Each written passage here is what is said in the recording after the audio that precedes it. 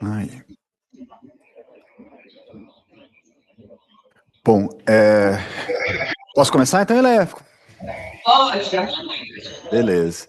Então, pessoal, primeiro gostaria de agradecer imensamente ao convite da professora Ileia para poder participar desse momento tão legal aqui, que é a discussão com o pessoal da UEA. Eu acho sempre legal a gente poder trocar ideias, né? Então, ainda mais à distância, algo que basicamente só a tecnologia nos permite hoje em dia. Então, eu fico muito feliz em poder fazer parte desse momento. E a minha ideia aqui é apresentar um pouco dessa percepção, né, do que é o STEM, e já trago esse título relativamente provocativo de que ele chegou, tá aí, e a ideia é como a gente pode lidar com isso. Eu vou usar, nesse momento, grande parte daquilo que o meu grupo de pesquisa, o Grupo de Estudos do Movimento STEM, o GEMS, tem construído sobre o tema. Claro que eu vou trazer um pouco da perspectiva geral, histórica e tudo mais, mas, de qualquer forma, eu vou focar mais ao final do momento, dos momentos finais aqui da minha fala, sobre aquilo que nós viemos construindo ao longo do tempo, o que nós entendemos de relevante sobre o tema da educação em STEM. Então, a primeira pergunta que eu gostaria de deixar assim, para a gente refletir sobre, ela até perguntou para mim, quer que a gente leia alguma coisa previamente? Eu disse, eu prefiro pegar todo mundo desprevenido, porque a minha proposta é justamente a gente entender um pouco sobre como tem chegado no ouvido das pessoas esse tal desse sistema. Então, eu queria, se vocês pudessem, por favor, levantar a mão, que já tinha ouvido falar sobre o tema antes dessa proposta. Bastante gente. Temos, então, tá chegando aí, a galera tem ouvido falar um pouco. Quando a gente começou o nosso grupo de pesquisa, esse era um tema absolutamente desconhecido. E ele tem chegado no ouvido dos professores nos últimos anos, assim, principalmente a partir de 2018 para cá. O movimento da pandemia foi importante para trazer essa perspectiva do STEM para as escolas, e a gente vai entender um pouco desse movimento que vem acontecendo. Eu conheci o STEM especificamente em 2016, quando eu estive num simpósio do IOST, que é a Organização Internacional para o Ensino de Ciência e Tecnologia. Esse evento foi em Portugal, estava no doutorado na época, e foi lá que eu conheci, então, essa perspectiva de educação STEM. Bem antes, assim, dele virar moda, vamos dizer assim.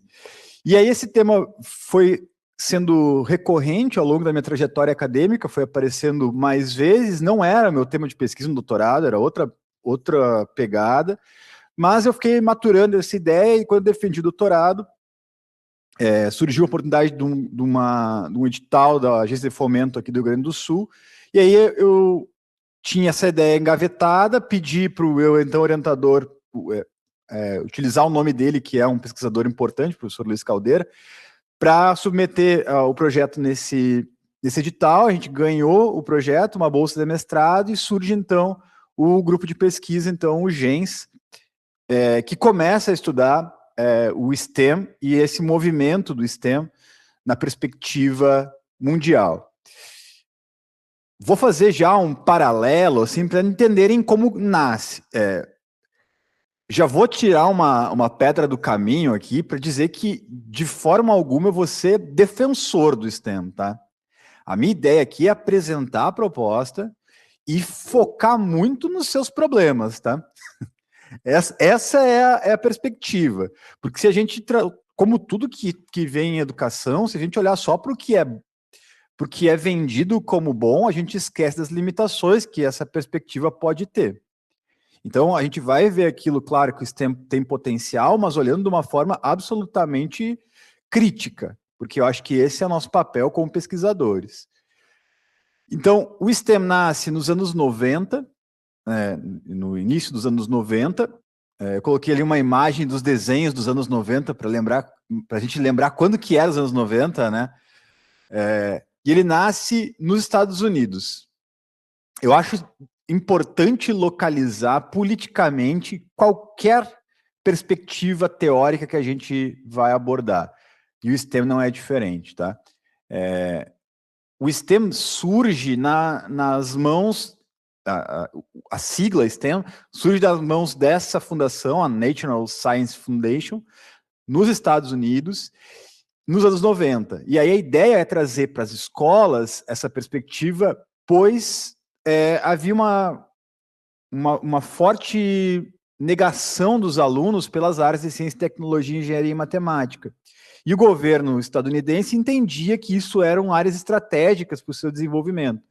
Lembrar que anos 90 é ali fim da Guerra Fria, a gente está falando de uma época que os Estados Unidos está precisando ganhar poder, inclusive internacional, para se firmar como essa grande potência na sua zona de influência.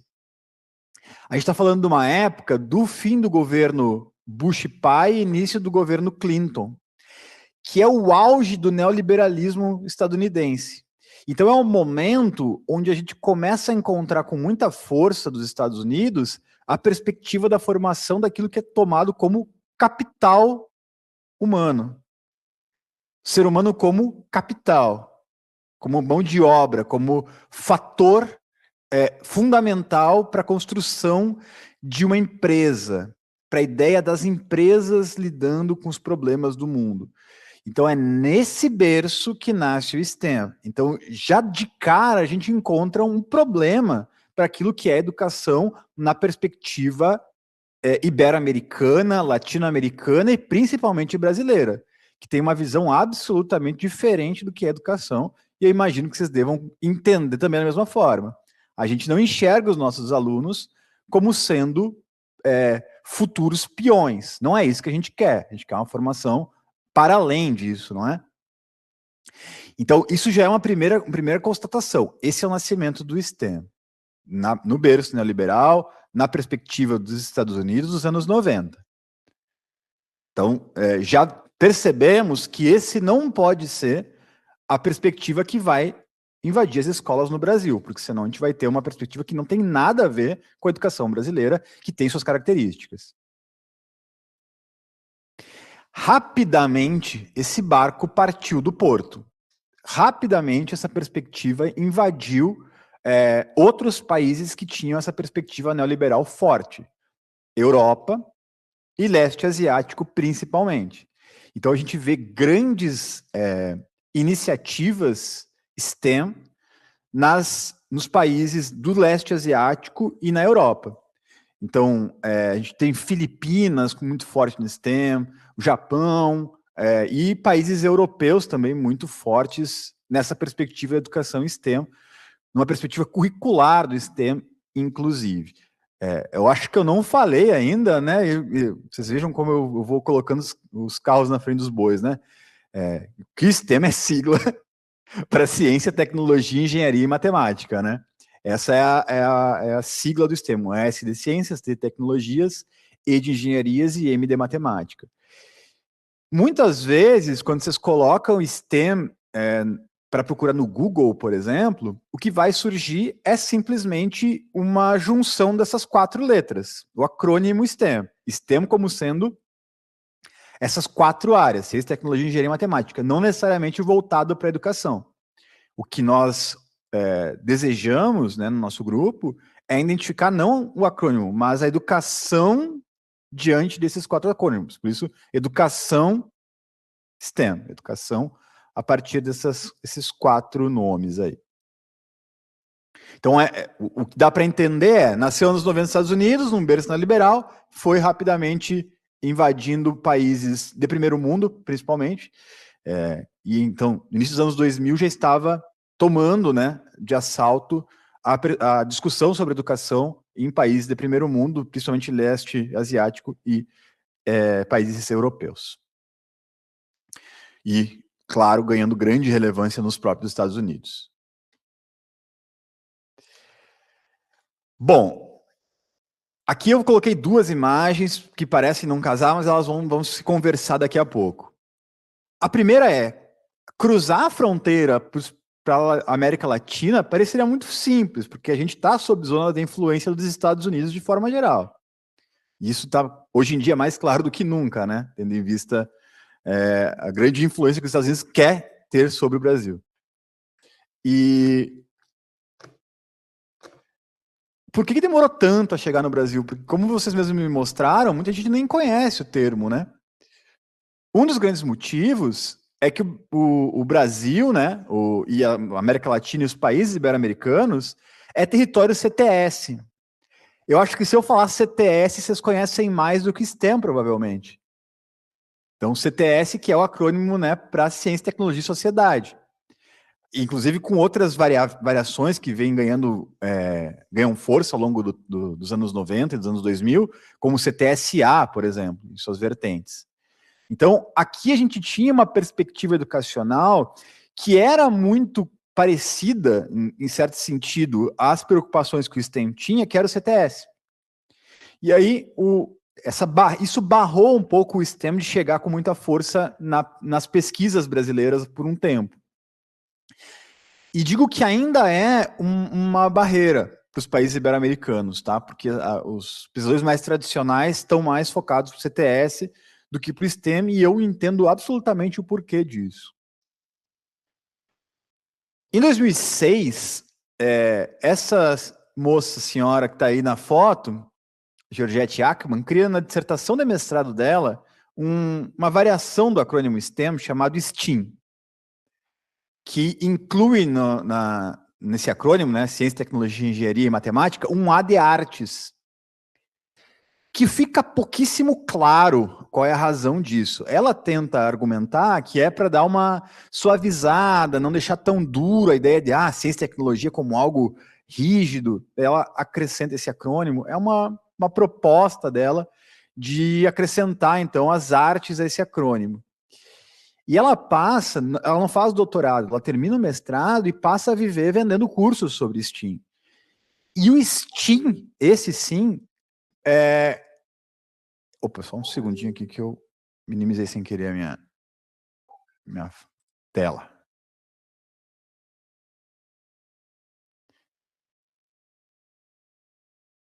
Aqui.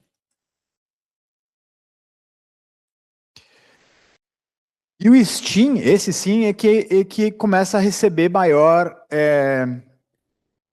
começa a ganhar mais espaço em outros territórios de terceiro mundo, e no caso da América Latina, fortemente a partir dos anos 2006. Reparem que ela defendeu o mestrado, não fez doutorado e foi diretamente fazer uma empresa de vender cursos sobre STEAM. STEAM, no caso dela, né? Essa é uma característica que é muito cara para nós. Lembra que eu falei que o STEM já está aí? E ele está aí principalmente na mão de empresas privadas. Galera, a gente sabe que a maior pasta do governo federal é a pasta do MEC, junto com Ministério da Saúde e Ministério da Educação, as duas maiores pastas do MEC, do governo federal. Ou seja, tem muito dinheiro público envolvendo a educação. E as empresas privadas estão babando para esse dinheiro. Então a gente vê grandes influências de empresas privadas adentrando a educação. Aqui no Rio Grande do Sul a gente está passando por uma crise nesse momento, que é do governo estadual leiloando escolas na Bolsa de Valores. A ideia de que empresas privadas vão poder tomar conta das escolas sem se dizer exatamente qual que é a razão disso. Então as empresas privadas estão sempre de olho em como ganhar dinheiro com a educação, porque se gasta muito em educação. E o STEAM teve essa cara. Empresas privadas e organizações sem fins lucrativos, entre grandes aspas, foram as que se adonaram desse termo STEAM e trouxeram aos tropeços para o Brasil e para a América Latina. E aí eles chegaram principalmente em escolas privadas e em órgãos que estavam construindo materiais didáticos para vender para essas empresas, para essas escolas e para esses aglomerados. E aí, por isso que a gente conhece muito mais no Brasil o STEAM, muito menos do que o STEM. Fora do Brasil não é verdade isso. Fora do Brasil a gente ouve muito mais o STEM. Mas aqui no contexto latino-americano, no contexto brasileiro, chegou o STEAM, essa variante do STEM com as artes. Muita gente argumentando que é uma evolução do STEM, quando na verdade é uma nova forma de vender produto. A bem, na verdade, foi por isso que é isso que a Georgette tem feito hoje. Então, acho que se a pessoa que inaugurou o termo está fazendo isso, acho que está claro que era essa a proposta.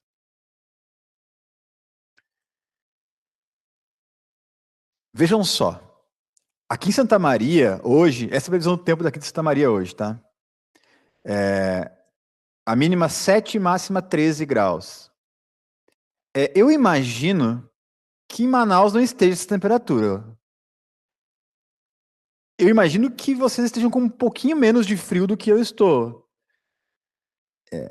E aí a gente percebe que o Brasil é muito grande, que a gente tem características muito próprias, que é um país de dimensões que não nos permitem comprar um pacote e aplicar no país inteiro. Até porque isso tiraria tudo aquilo que é de mais importante da nossa própria cultura. Sendo assim, a gente poderia comprar esse pacote educacional chamado STEAM e tentar aplicá-lo tal qual, inclusive em inglês, né? Science, Technology, Engineering, Mathematics. Ou a gente pode lutar contra, é uma segunda opção. E a terceira opção é, ao invés de lutar contra, tentar, já que está chegando, entender de que maneira eu posso fazer com que essa perspectiva tenha uma cara mais brasileira. Me parece que são as perspectivas possíveis, né, para essa invasão do STEAM e do STEM dentro do Brasil. Então a grande questão é essa: o STEM já está aí. Contra isso a gente não tem como lutar. Ele já chegou. Então ele já está aí em entidades educacionais sem fins lucrativos, muito em escolas privadas, tanto que vocês devem conhecer várias escolas privadas que colocam suas aulas de robótica como uma estampa na frente da escola, chamando na pecha do STEAM. E algumas políticas públicas educacionais. Vocês não vão encontrar, naquelas políticas mais corriqueiras, federais, o tema STEM ou STEAM. Então, na BNCC não vai ter, por exemplo. Nem na BNCC Computação. Não vai estar lá. Mas já está ganhando lugar em outros aspectos. Um único caso que a gente encontrou até agora, federal, onde o tema aparece explícito, é num edital do PNLD, onde eles tinham 6 temas integradores, que todos os livros didáticos tinham que comportar, e o STEAM era o primeiro dos temas integradores. Então, já esteve, pelo menos no edital que não está mais válido, mas que teve algum tempo atrás válido, o STEAM como um dos temas integradores, no PNLD passado, do ensino médio. Então, a gente consegue ver que está chegando.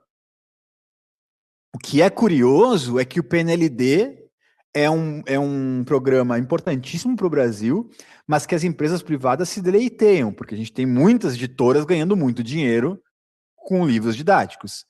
Então, curiosamente, num dos grandes berços da empresa privada, que são as editoras para livro didático, lá está o STEAM, né? Então, a gente já tem mais uma vez um indício de que esse tema é um tema que está agradando, né, as empresas privadas de forma geral. Então, o que a gente fez? A gente tinha 2 opções. Ou dizer, não quero isso, fechar os olhos e brigar, tal qual Dom Quixote contra moinhos de vento, e dizer, não, lá, não quero isso. E por que eu acho que essa é uma briga quixotesca? Porque a gente não ganha da empresa privada, tá? Nós, pesquisadores, já percebemos que a gente não ganha do terceiro setor de iniciativa privada. O que a gente pode, é claro, acusar, mostrar as fragilidades e tentar se entranhar dessas decisões. Então, o que nós decidimos como grupo? Ao invés de comprar essa briga quixotesca, a gente optou por um caminho que a gente entende como um pouco mais inteligente, que é, já que esse termo está chegando e ninguém sabe o que é, vamos, então, tentar identificar se há uma forma de criar uma educação STEM tupiniquim. Esse termo foi um que surgiu numa reunião nossa lá do início e que a gente adotou, assim. Será que a gente consegue pegar aquilo lá que que invadiu o Brasil e dá a cara brasileira para que quando perguntem o que é STEM, a resposta para nós seja algo mais voltado para a educação brasileira? Será que a gente consegue fazer isso? Então essa é a intenção do GENS, né, no meu grupo de pesquisa nesse sentido. Muito bem. Por isso, então, nosso primeiro movimento foi o que deu origem a esse livro que está ali no cantinho, que se chama Entendendo as Necessidades da Escola do Século XXI, a partir do movimento STEM. Essa é a nossa primeira obra sobre o STEM, e ele surge da seguinte maneira. A gente fez várias formações, fez duas rodadas de formação com professores na época da pandemia. Professores do Brasil inteiro puderam participar dessa formação. E o que nós fazíamos? Nós estudávamos o STEM na perspectiva fora do Brasil e levávamos para o curso para os professores dizendo assim, ó, essa é a definição. Professor, o que tu acha? Isso funciona no Brasil? Isso não funciona? Por quê? Então a gente trazia as ideias do STEM que estavam lá fora e tentava mostrar e com os professores, porque essa é uma preocupação muito grande do nosso grupo, que é ouvir os professores. Vejam, isso é uma coisa muito comum a gente esquecer que a cada esquina há um prédio cheio de especialistas em educação, chamado escola. A gente não ouve os professores de forma geral. Tanto que quem vai falar no jornal quando tem uma questão sobre educação é alguém da Fundação Lehman, não é um professor. É um Todos pela Educação, não é um professor. Então a gente opta sempre por ouvir os professores. E a gente fez isso. Em 2 edições, cada uma com 20 e poucos professores, a gente fez isso. Mostrou o que é o STEM lá fora do Brasil e tentou perguntar aos professores o que eles achavam e como adaptar isso ou mudar isso para que o STEM tivesse uma cara brasileira. Ou que pudesse ser feito da melhor forma possível no contexto brasileiro, dentro daquelas perspectivas. Desse trabalho surge esse livrinho, e eu gosto de botar no diminutivo porque ele tem uma cara de cartilha, ele não é feito para ser definitivo. E ele já está velho, a gente tem que mudar muita coisa dele. Mas é um primeiro movimento, então, se querem fazer um primeiro passeio pelo STEM, eu indico que leiam esse livro, acho que ele é curtinho, é fácil de entender. Muito embora eu mesmo, que sou um dos autores, tenho ressalvas quanto a ele hoje.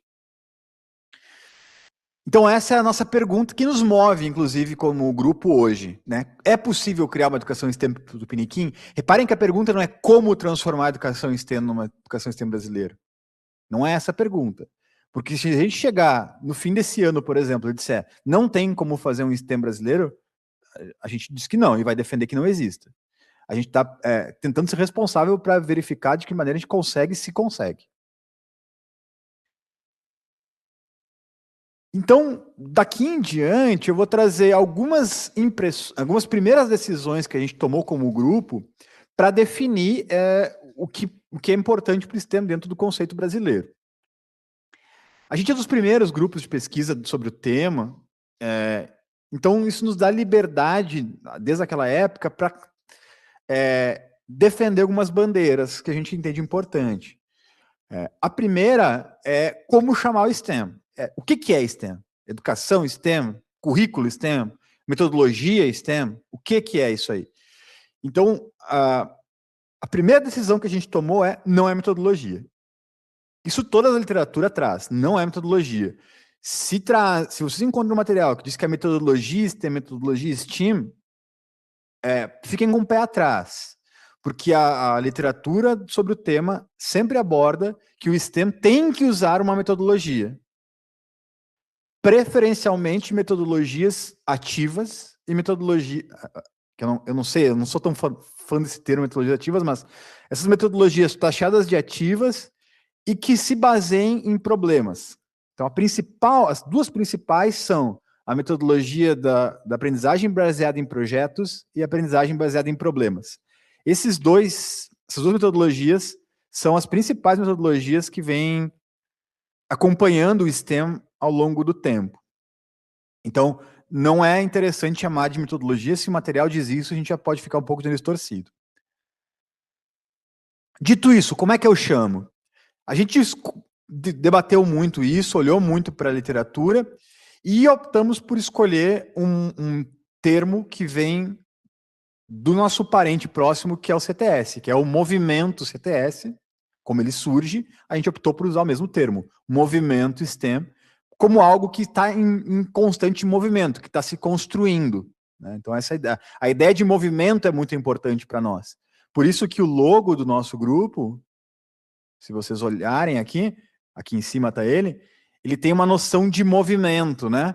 Então, 4 cores, uma para cada área, e uma noção meio de movimento, algo como se estivesse se deslocando.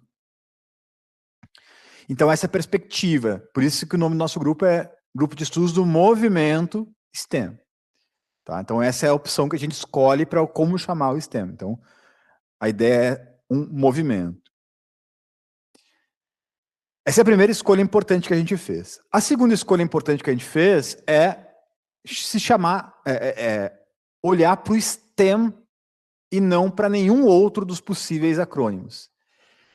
Por um acaso, está popular no Brasil o STEAM. Por um acaso, não. Por um motivo de empresas privadas. Mas poderia ser qualquer um desses acrônimos aqui que estão na tela. Todos eles são acrônimos que são tão relevantes quanto o STEAM fora do Brasil. Então, a gente tem o STEM com história, o STEM com comunicação, o STEM com liderança, STEM com humanidades, com saúde, computação, com leitura e pesquisa, com leitura e artes, e com artes. Poderíamos escolher qualquer um desses aqui para ser o acrônimo do STEM. Não optamos. Por que nós não optamos? Porque a natureza do STEM é ser transdisciplinar. E aí aqui eu trago um conceito que a gente usa de interdisciplinaridade, porque eu acho que é importante entender o que é interdisciplinaridade nessa perspectiva. Então, rapidamente, né, disciplinaridade é aquilo que a gente faz sozinho na nossa sala de aula de biologia, de matemática, de física, de química, a nossa aula de biologia, de matemática e de química. A gente tem uma perspectiva multidisciplinar, que alguns autores também dividem entre multi e pluri, mas a gente usa só multidisciplinar, que é a integração de 2 ou mais áreas do conhecimento. E aí não há nenhuma necessidade de integração de pessoas. Então é quando eu faço uma atividade, por exemplo, de matemática, que chama a biologia para dialogar comigo, mas eu não estou com um professor de biologia lá, é só eu, professor de matemática, trabalhando com a biologia e com a matemática. A interdisciplinaridade, que na perspectiva teórica que a gente usa, é aquela que integra as áreas, mas também requer a integração de pessoas. Esse é o fator importante para nós. Então, o exemplo que eu vou dar é muito característico da minha área, que é a matemática, tá? Vocês já devem ter visto muitos projetos interdisciplinares nas escolas. E, geralmente, esses projetos são assim. Vamos trabalhar água. Então, o professor de biologia vai medir pH, o professor de história vai ver a história das secas, o professor de sociologia vai ver a influência da água, o professor de português vai fazer uma redação e o professor de matemática vai fazer um gráfico.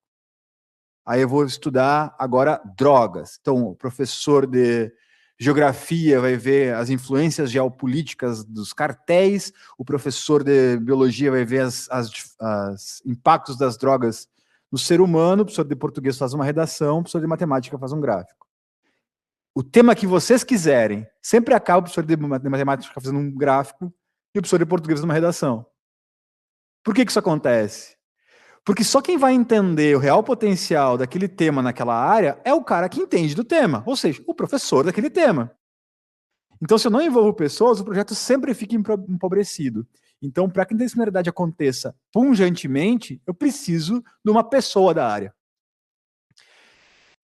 Então, essa é a característica da interdisciplinaridade. E a transdisciplinaridade é aquela onde não tem barreiras. Eu nem sei o que é matemática, português, literatura, não sei nada. Eu estou trabalhando para resolver aquele problema, fazer um projeto, e eu não me preocupo em nomear o que é biologia, química, física, matemática e tal. Tendo esse espectro em mente, os professores que participaram das pesquisas conosco nos disseram o seguinte: a gente não consegue trabalhar interdisciplinarmente porque a gente não consegue conversar com nossos colegas. O único momento que a gente conversa é na sala dos professores. É o único momento que a gente se encontra. Então, como que eu vou integrar pessoas? E aí, o que a gente concluiu coletivamente? Que se eu trago qualquer um desses acrônimos, a não ser o mínimo que é o STEM, eu estou obrigando o professor de artes a fazer parte do projeto. Eu estou obrigando o professor de comunicação a fazer parte do projeto. E eu não consigo fazer isso no contexto brasileiro. O professor de artes trabalha em 6 escolas diferentes, porque ele tem 2 períodos por semana na escola.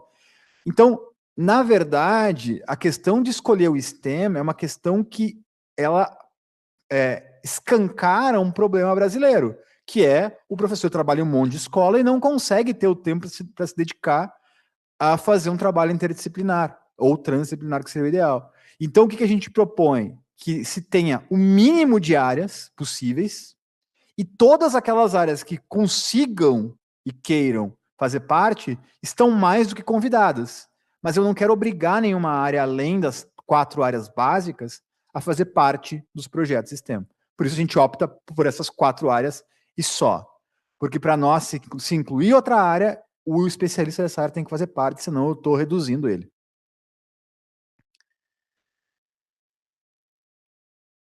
Muito bem.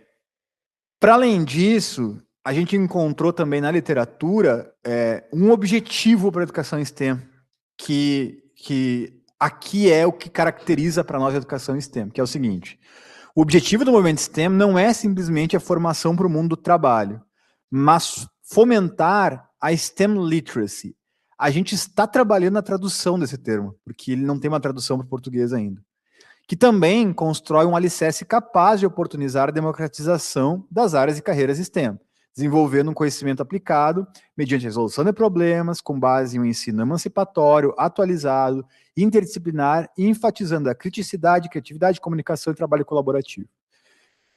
Então, reparem que aqui a gente não demoniza que o aluno vá sair da escola preparado para o mercado de trabalho, que é uma característica bastante radical que a gente encontra por aí, que a escola não pode preparar, que a escola tem que dar asas para o aluno fazer o que quiser. Mas, se tu pergunta para o aluno, de forma geral, ele quer trabalhar quando sai do ensino médio. Na média, o aluno quer trabalhar. A gente tolir essa opção dele também não dá. Então, a ideia é alfabetizá-lo, vamos usar uma tradução para literacy bem simples, alfabetizá-lo nas áreas STEM para que ele tenha capacidade de, se ele quiser ser um engenheiro, um matemático, um cientista, tudo bem. Mas o principal foco é fazer com que ele seja capaz de ler o mundo diante dessas 4 áreas. E aí eu quero convidá-los a pensar sobre como é a vida de alguém que não é alfabetizado na nossa língua materna, por exemplo. Como essa vida é menos potente do que poderia ser. Eu não estou querendo dizer que essa pessoa é triste, não é isso. Mas geralmente a pessoa que não é alfabetizada acaba sendo jogada para subempregos, para margem da sociedade. Ela teria uma vida muito mais potencial, com mais oportunidade, se ela fosse alfabetizada. Então, a ideia de alfabetizar significa potencializar o entendimento da pessoa sobre o mundo que a cerca, sobre a vida. Então, a alfabetização STEM, para nós, significa fazer com que a pessoa seja capaz de entender o mundo na perspectiva da ciência, da tecnologia, da engenharia e da matemática. Para que essa pessoa não acredite que o chat GPT é obra divina. Para que ela não identifique que se ela bota uma régua no horizonte e ela enxerga retinho o horizonte, então a Terra é plana. Que ela tenha capacidade de ler o mundo. E essa é a perspectiva que mais nos é cara. Dar ao aluno todas as condições para que ele seja alfabetizado nessas áreas. E não é uma alfabetização científica ou uma alfabetização matemática. É uma alfabetização que transpõe todas as áreas. Não é só a alfabetização de cada uma delas. É entender como um todo, não só uma área separada da outra. Isso vai em direção àquilo que é o mais elementar para a educação brasileira, que é dar capacidade para o sujeito entender o mundo.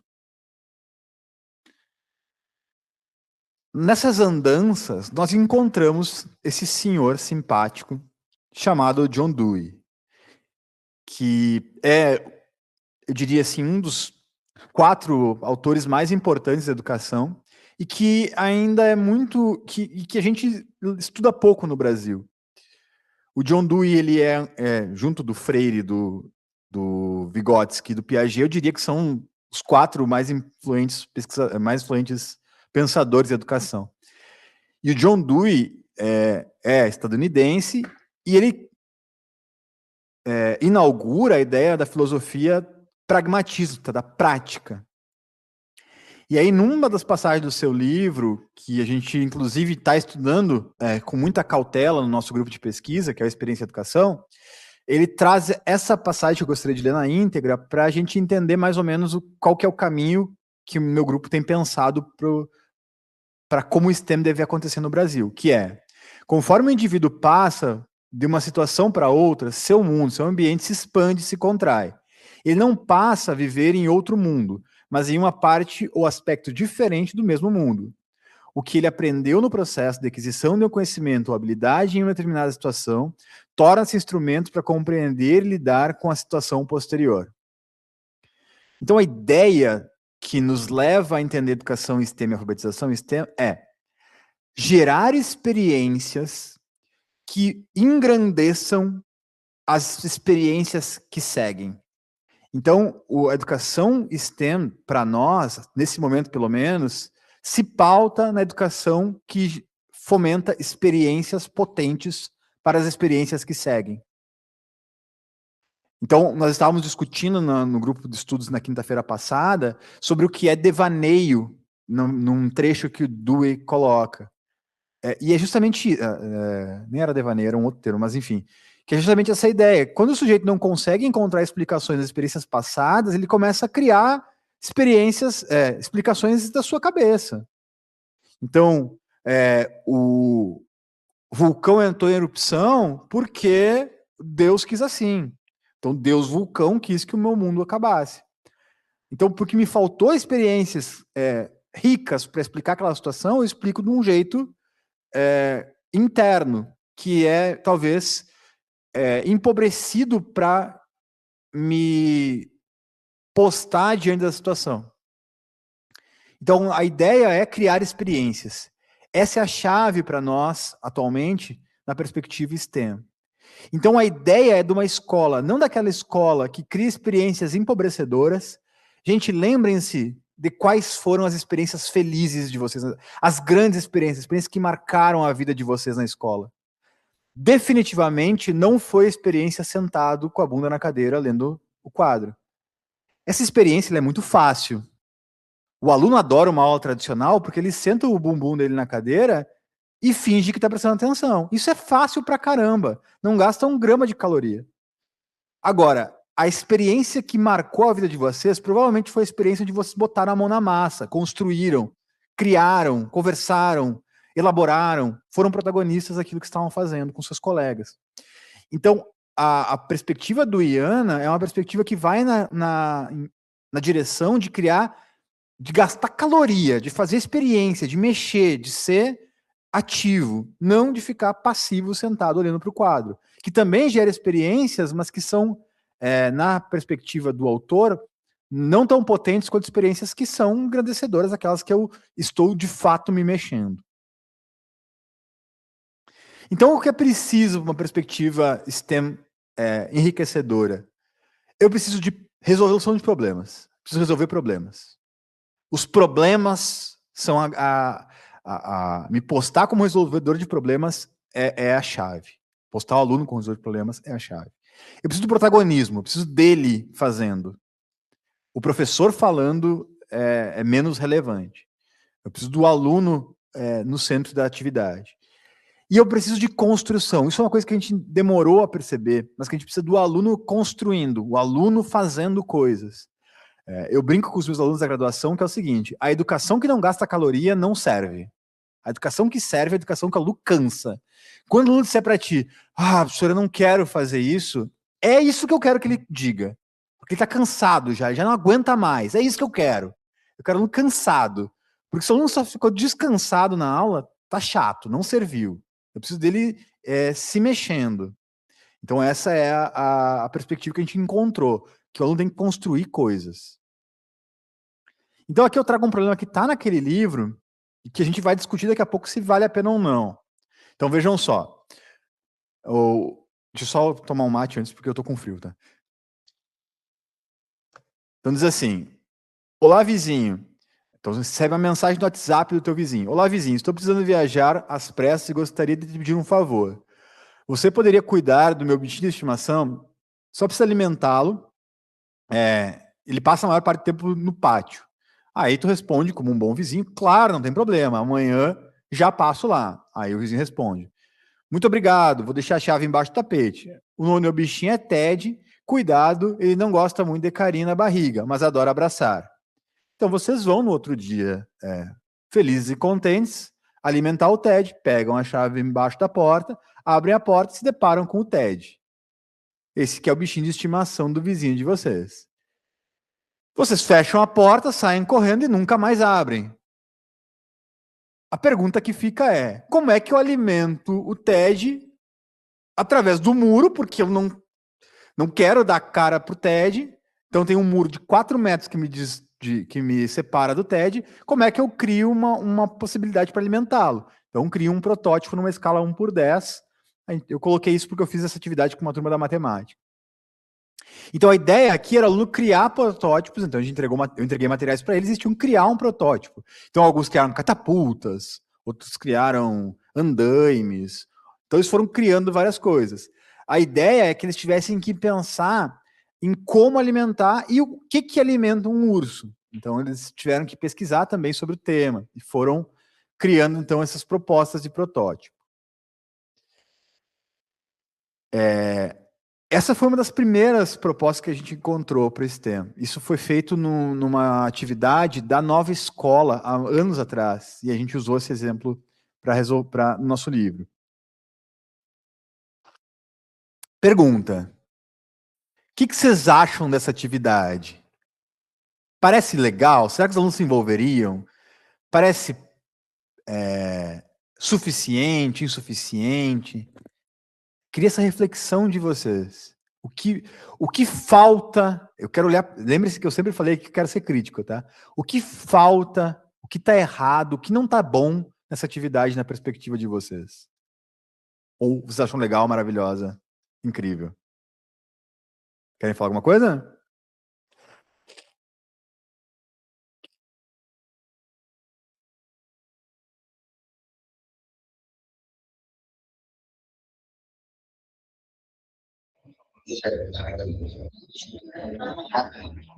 Por exemplo, ele não é da nossa religião. Acho que trazer alguns exemplos mais amassônicos, que é uma questão também que nós grupos de pesquisa, né? E só de trazer esse exemplo, acho que já daria essa parte de aproximar o aluno de um contexto que é mais próprio dele, né? Que é o que ele já está mais vivendo no cotidiano. Eu pensei primeiramente nisso, da festa. Perfeito. Vejam como é interessante ver a perspectiva de um grupo de pesquisa que está preocupado com o tema, né? Essa é a grande falha para mim nesse problema. A gente olha para ele e esquece que isso é um problema feito para alunos que o urso, o único urso que eles conhecem é pelúcia, né? Não faz sentido. Esse problema não faz sentido de forma geral. Então, o que a gente percebeu, né? Eu acho que essa é a chave. Primeiro é aproximar o problema do aluno. Um problema tão distante do aluno como esse é o caso, parece ser mais empobrecedor.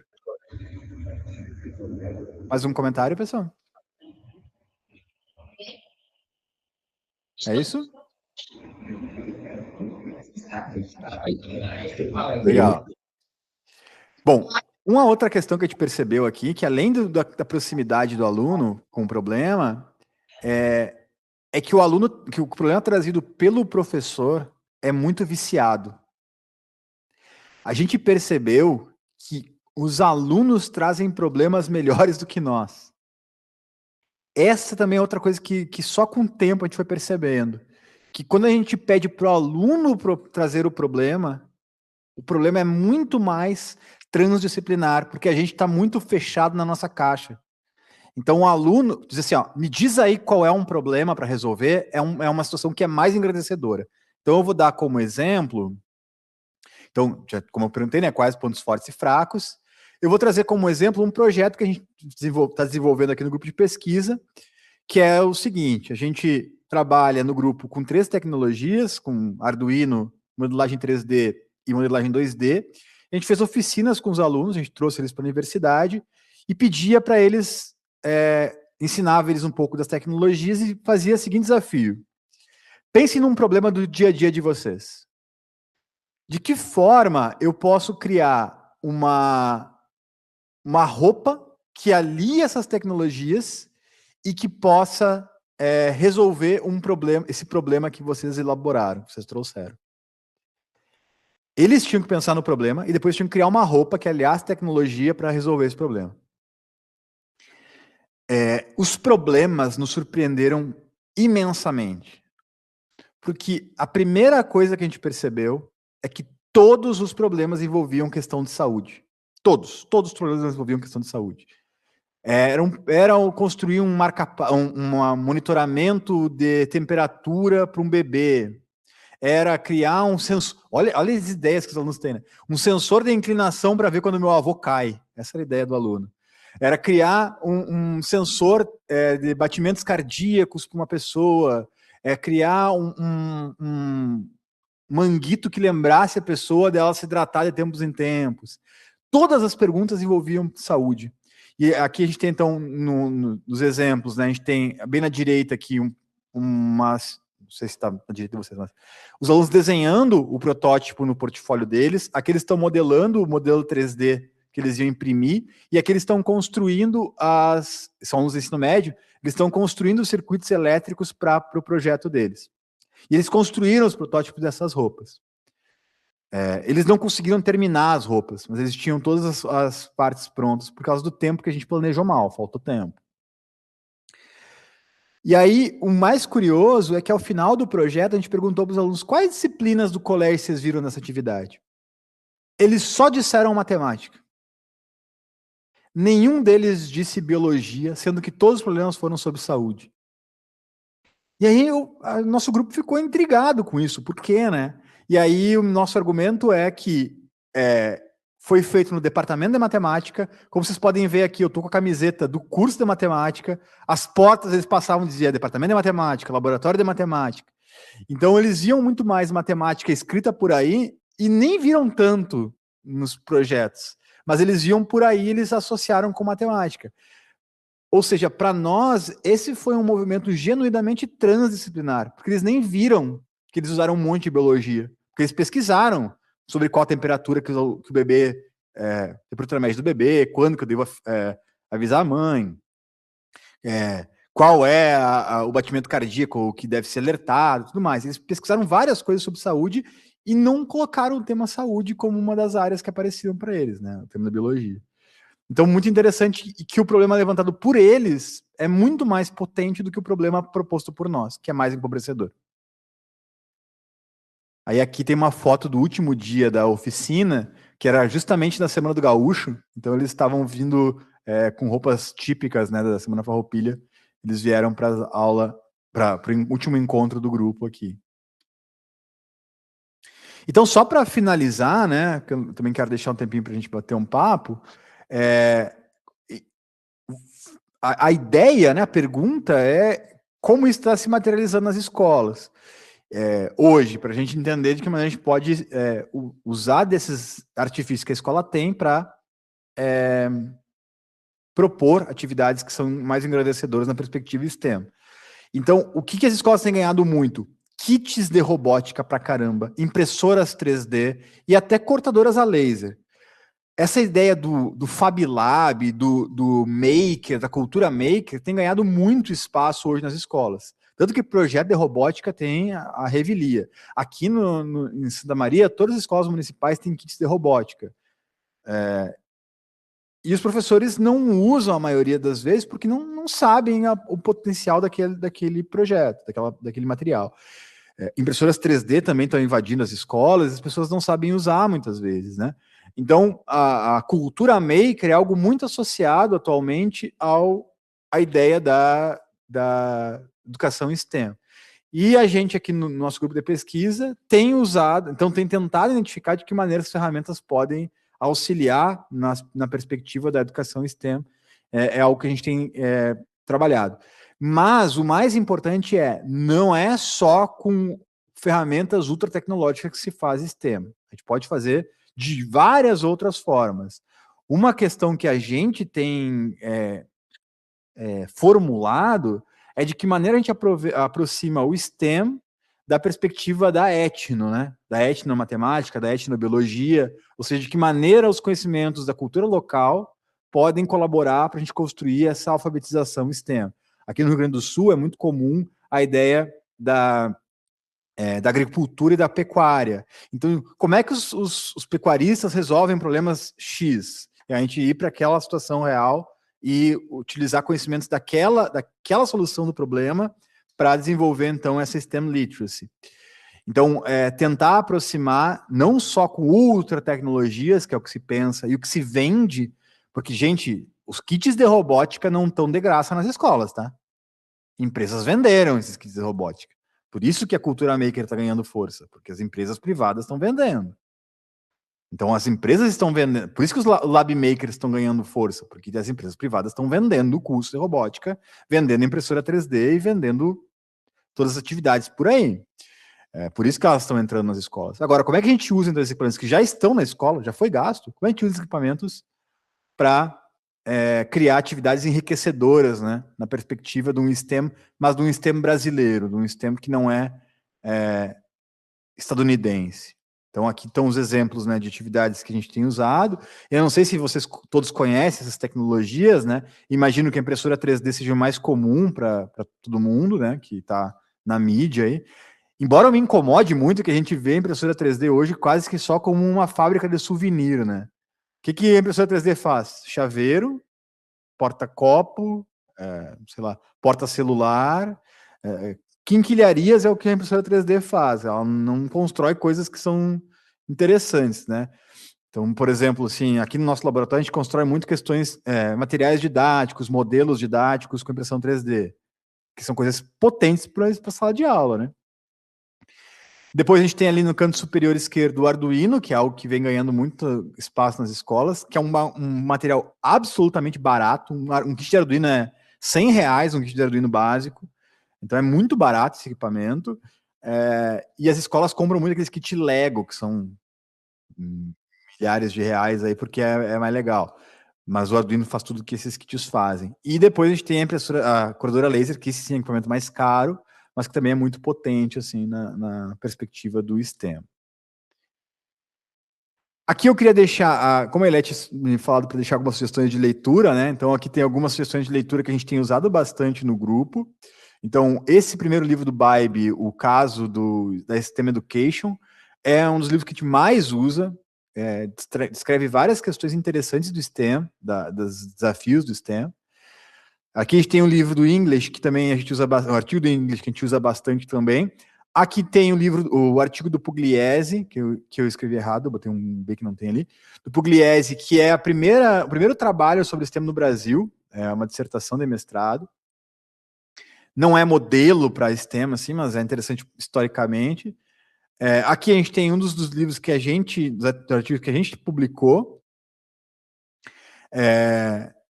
E aqui também outros trabalhos que a gente fez. Se vocês colocarem gens ali no Google, vocês vão encontrar o nosso grupo de pesquisa, tem várias publicações que a gente fez. E se colocar ou o meu nome ou o nome da professora Elisiane, que é outra líder do grupo, vocês vão ver todas as publicações que a gente tem no Google Acadêmico.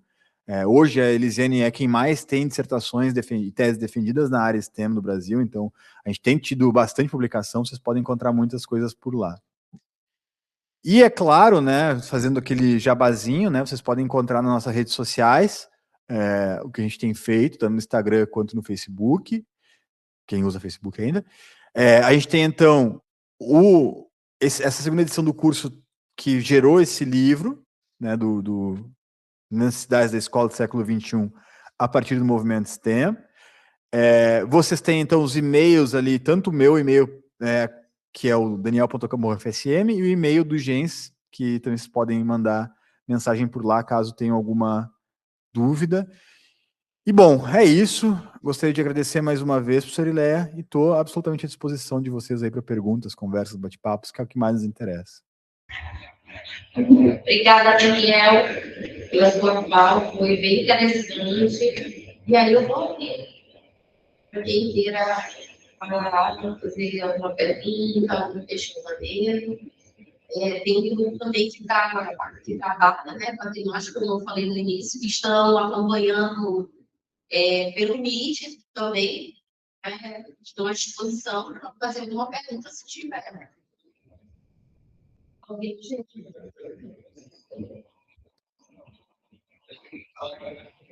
Eu acho que é melhor na frente, né? Eu tive que me esforçar para ouvir a pergunta anterior, a observação anterior, porque estava longe.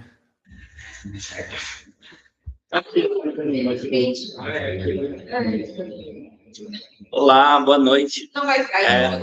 Você está aqui, pode ser na minha frente. Olá, boa noite. Me veio uma reflexão quando o senhor trouxe aquele modelo de protótipo. Talvez seja mais a sua ideia, mas não sei se o senhor já testou nesse modelo. De trabalhar uma perspectiva igual ao MasterChef. Eles dão um monte de produto para você lá e tenta criar algo diferente, interessante. E é uma coisa que eu tinha pensado sobre essa ideia de desenvolver o pensamento de engenharia, de construção. O senhor já testou isso? Acha que daria para entrar com essa proposta ou não? Como é que é uma dúvida que surgiu? Legal, ótimo. Desculpa, não peguei teu nome só. Luiz. Luiz, obrigado pela pergunta, Luiz. É mais ou menos a ideia que a gente está tendo para a segunda edição do curso, que vai acontecer agora no próximo semestre. É a gente deixar o aluno montar uma lista do que ele quer, de materiais, e a gente compra o material e leva. As atividades são feitas no laboratório de educação matemática, que já tem uma gama de material imenso que ele pode usar. Então já é mais ou menos assim. Mas a ideia é realmente que ele traga quais são os materiais que ele precisa. Mas as experiências anteriores com outras atividades que a gente teve mostra que os alunos também ficam muito perdidos se tu não dá as opções que ele tem para fazer as atividades, assim, né? Então, sim, a gente tenta fazer isso dele escolher o que ele vai usar. Tanto que, por exemplo, modelos 3D eles não usaram nenhum protótipo. Então, eles ficam bem à vontade para usar o que eles quiserem nessas atividades, né, para construir essas atividades. Outra pergunta que eu tinha é que o senhor fala bastante da alfabetização STEAM. Fala porque o meu trabalho envolve pensamento científico, alfabetização científica. Qual as coisas que o senhor percebeu que dentro da alfabetização STEAM ele oportunizou mais do que em outras alfabetizações que a gente fala? Por exemplo, um exemplo é a alfabetização científica. Ótimo. Quando a gente começou a discutir o tema, foi muito curioso. Foi a nossa primeira aluna de mestrado que estava discutindo esse tema, e a gente falou assim, vamos ver a alfabetização científica dentro desse tema, porque como eu tenho doutorado na área de ensino de ciências, e a professora Elisiane também tem na área de ensino de ciências, a gente ficou claro, né? É um tema que a gente conhece muito bem, vamos para a alfabetização científica. Depois que a gente foi se dar conta que não fazia sentido a gente ficar com uma área só. Então, quando a gente pensa no alfabetização científica apenas, a gente deixa um pouco de lado aquilo que é próprio do letramento matemático, por exemplo.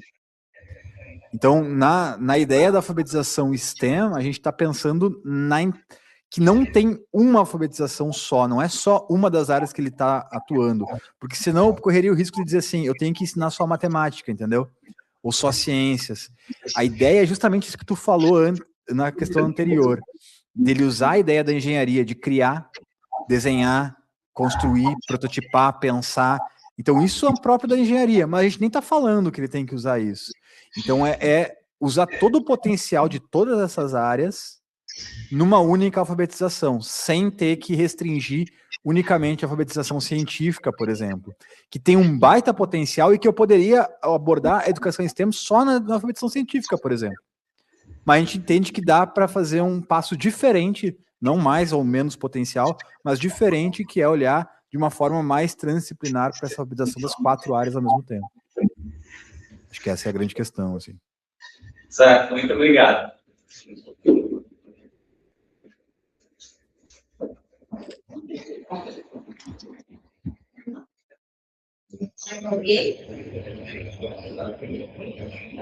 Professor, era a segunda vez que eu faço o protagonismo do aluno, né, voltado para a fixação, né? A relação dela com a metodologias ativas. tem algum operacionamento, não, este, metodologias ativas, é metodologias ativas, agora... Essa é uma pergunta muito pertinente, eu vou gastar um tempinho respondendo, tá? Me permita.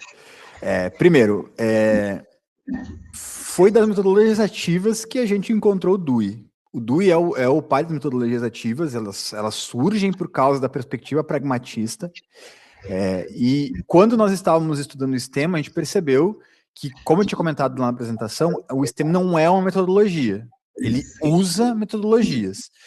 Quais são essas metodologias? A gente fazendo esses levantamentos bibliográficos e pesquisando o que já tinha sido feito, a gente percebeu que todas as metodologias adaptadas ao STEM são metodologias ativas. Então, o STEM precisa ter como base uma metodologia ativa, e é por isso que a gente encontrou essa relação íntima do STEM com o DUI, porque eles conversam, já que o DUI é a referência principal das metodologias ativas. Dentre as metodologias ativas que a gente percebeu, 3 são as que a gente trabalha e são as que mais aparecem no STEM, que são a metodologia da aprendizagem baseada em projetos, que é muito popular no Brasil, principalmente, né? Super relevante, a gente tem encontrado muitos trabalhos interessantes e tem potencial e grande ligação com o STEM. A metodologia da aprendizagem baseada em problemas, que é um pouquinho diferente, é mais voltada, nasceu na área da medicina e ganhou espaço, principalmente fora do Brasil, muito grande. Muitas escolas têm como base a PBL, quando a gente pode ver as escolas Waldorf, escolas Montessori, essas escolas que têm essa característica do PBL como base curricular. E a outra metodologia, que essa divide um pouco mais de opiniões, porque ela tem perspectivas diferentes nas áreas diferentes, que é a metodologia de resolução de problemas. A matemática tem uma perspectiva para resolução de problemas que vai mais para uma direção, e a ciência tem uma perspectiva que vai mais para outra. Então, o que a gente tem feito, às vezes, é escolher uma literatura ou da matemática ou da ciência, dependendo da formação do nosso aluno, e aí a gente usa essa metodologia também. Então, são as 3 metodologias ativas que a gente usa de forma geral. Nada impede que outras metodologias também apareçam. A gente encontrou alguma dificuldade, e aí é uma limitação absolutamente nossa, de usar algumas metodologias com STEM. Por exemplo, a gamificação. Não conseguimos identificar muito bem como usá-la. GSOL, a gente não conseguiu identificar muito bem como usá-la. Sala de aula invertida. A gente teve algumas dificuldades com algumas metodologias para fazê-la aparecer. Não quer dizer que não possa, só quer dizer que foi uma falta de competência do nosso grupo, que não conseguiu formular uma forma de usá-las. Mas, assim, o que eu posso dizer o DUI cria a perspectiva pragmatista indo na contramão da perspectiva tradicional. Logo, se o nosso referencial básico é DUI, a gente vai sempre focar em metodologias que não são a tradicional. Não dizendo que a tradicional não tem seu valor, né? Longe de mim dizer isso. Só dizendo que essas abordagens vão ir ao encontro de abordagens que são mais ativas do que metodologias tradicionais. Nada?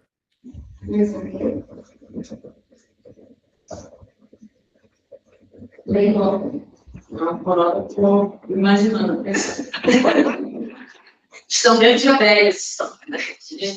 Estão pensativos, né? Isso que é bom, né? Porque eu até falei que eu queria pessoal desprevenido para que pudesse pensar no que está acontecendo, né? E vocês podem perceber que eu estou sempre aqui problematizando que não é para defender isso como sendo o salvador da pátria, tá?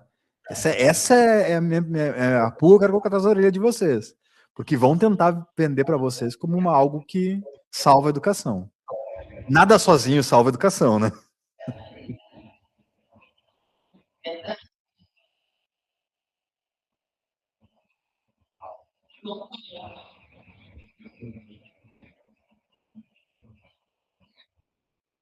Acho que o João Paulo levantou a mão ali.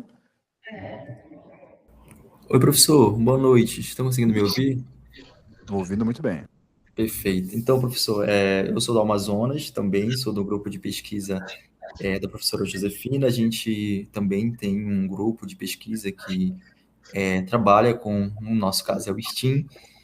E aí eu queria mais um panorama na sua visão. Eu acho que eu não peguei um pouco ao início, mas como que é no contexto da sala de aula, como no estado do Rio Grande do Sul, que é onde vocês atuam, como que é, por exemplo, como que está a nível escolar, na escola, no ensino público, se possível, se tem esse panorama do STEAM, no caso, do STEM, no caso, que é o que vocês trabalham, que também a gente tem um pouco assim de dificuldade por causa dessa formação, desse conhecimento que os professores aqui na nossa realidade ainda não têm. E nesse caso aí eu queria saber um pouco mais de vocês, como é que tá. Certo, João Paulo, vamos lá. A gente está num governo estadual absolutamente neoliberal aqui no Rio Grande do Sul. Então, o espelho para o que é nossa educação hoje é o governo do Paraná e o governo de São Paulo. O que faz com que a gente se limite absolutamente nas possibilidades que a gente tem. Bom, vocês sabem, vocês devem estar acompanhando como está sendo a educação no governo do Paraná, com os professores recebendo slide pronto, e é esse slide que tu tem que dar de aula. E tu tem que, naquela hora, dar aquele slide. O governo de São Paulo abolindo o livro didático para o secretário de Educação ganhar mais dinheiro com venda de tablet. Apostilas, onde o professor tem que seguir aquela apostila do dia 1 ao dia 2. Isso impede que haja uma liberdade de cátedra para o professor agir com aquilo que ele entende como potente. Então, a gente tem encontrado uma grande dificuldade sistemática para o professor trabalhar abordagens quaisquer, inclusive as abordagens STEM ou STEAM. A par disso, a gente tem percebido muitas iniciativas pontuais de atividades sobre STEM ou STEAM no contexto do Rio Grande do Sul. Embora haja um descompasso por falta de conhecimento. Veja só, por exemplo, as escolas daqui de Santa Maria receberam kits de Arduino, certo? Esses kits de Arduino todos são com Arduino Mega, que é um tipo de Arduino. As escolas não usam quase laboratório de informática mais, elas usam Chromebooks. Leva para a sala de aula o Chromebook e programa no Chromebook, tá? Para ligar o Arduino no Chromebook, tu usa o Arduino Online. Tá? Não importa muito as questões técnicas, eu só quero mostrar o seguinte: para ligar o Arduino no Chromebook, eu tenho que usar a versão online. A versão online do Arduino não programa Arduino Mega. Ou seja, a escola comprou um Arduino que não conversa com o Chromebook. Por quê? Porque uma empresa vendeu isso e outra empresa vendeu isso e as duas não conversam. Então, além da falta de formação, há uma compra de equipamentos sem preocupação pedagógica que acaba inviabilizando a prática. Essa é um desespero que se tem aqui. Mas para além disso, aqui em Santa Maria, a gente tem algo que nos alegra muito, que é um núcleo de tecnologias do município. Então, esse núcleo trabalha muito próximo dos professores, dando formação para professores e para alunos, para que eles trabalhem as diversas tecnologias e a perspectiva do STEAM, mais do que STEM, porque é o material que o município adotou. Então, aqui na perspectiva municipal, tem um pouco mais de iniciativas, porque tem um núcleo que ajuda os professores a participar. A nível estadual, está cada vez mais afastado de iniciativas que não são tradicionais, porque o nosso governo é um governo preocupado com prova, só, nada mais. Aumentar o IDEB e é isso. Então, a minha resposta é: em Santa Maria, a gente consegue ver mais iniciativas porque o município se preocupa mais com isso. A nível estadual, a preocupação é outra, é aumentar o IDEB, então, por consequência, atividades que formam pessoas não são importantes, né, para o governo estadual. E aí acaba que as iniciativas não acontecem tanto quanto na perspectiva de Santa Maria, especialmente. Espero ter respondido a tua pergunta, João.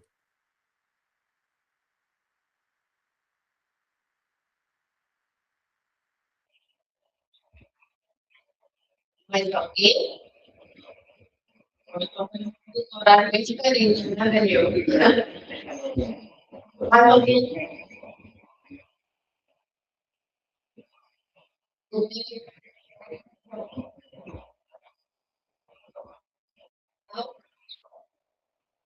Então, acho que ninguém mais aí no chat. Daniel, agradecer, tá? Imensamente aí o seu tempo, essa troca, eu acho que foi bem legal.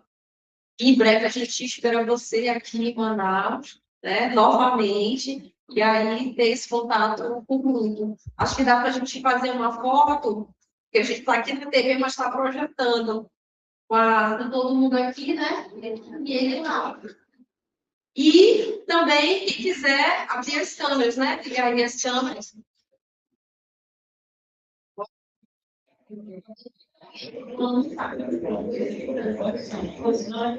Bora.